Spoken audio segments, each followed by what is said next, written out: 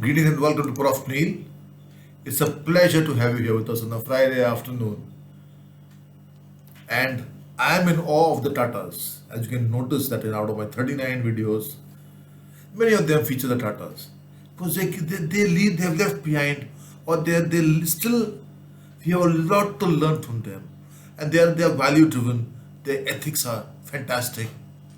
And the fact that their ethics and values are the foundation of their business, so as to say, I chose to take up one practice that late Navalbhai Tata and late jrdtata used to, unfailingly do.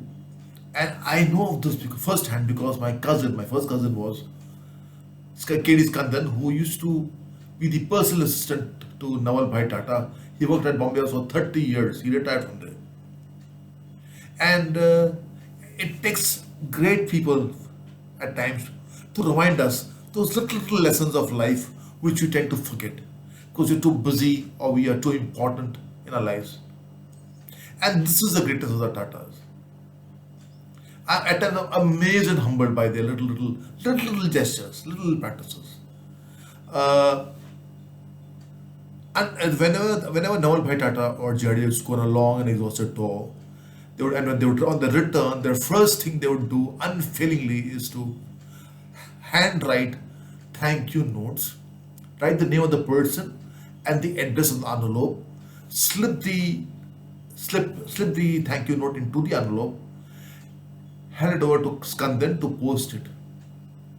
They could have easily dictated that letter to Skandan to type it out, but they chose to handwrite it. And who were these people? The recipients of this thank you notes from jrdtata and Navalbhai Tata. They were those small little people in our lives, those insignificant people. A waitress maybe who would have an organized table for Navalbhai Tata at a very short notice without knowing that he was Navalbhai Tata, right? Remember that. They did not know who that the gentleman was a Tata or somebody who didn't know J.R.D. Tata.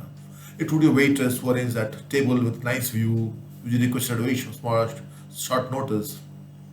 A bellboy who just not did not carry luggage. He did something extra. The driver who went the extra mile, and the shop floor assistant who probably spent hours locating a particular book for either JRD or for Navalbhai without a complaint just because they were his customer. In those pre-social media days, even in India, there are very many places in India where they were not recognized. So overseas, they were not known very well. It is to such people that they sent notes, thank you notes. That's the practice that we have to imbibe from Navalbhai Tata and J.R.D. Tata. That everybody counts. Especially when we are at office and we are busy on our laptops, acting busy in our hubris and our ego and our arrogance. Working on a laptop and this maid, she comes and puts in a maid or the coffee, the person to go for, who makes coffee and tea for, comes and serves us coffee. Do we ever acknowledge and say thank you? Do we? If we do that, wonderful. We actually make her day or his day. But if our supervisor comes along, we'll stand to attention, don't we? Likewise, do that for those little people. Because the Longfellow quote comes into being here. Great men all remind us we can make our lives sublime, leaving behind us footprints on the sands of time. That's what Navalbhai Tata and JRD have done. We can learn from them. Thank you very much. So embrace the twist to enjoy the turn? No. Accept assistance to thank the person in the JRD and the Navalbhai Tata manner. Imagine can you visualize the joy on the person's face in today's social media era if someone takes the labor of love to handwrite a thank you note and send it by snail mail? Instead of cold that thank you that comes on your email or your WhatsApp saying thank you, thank you. It doesn't matter, but this will matter. It'll touch a heart. Do that.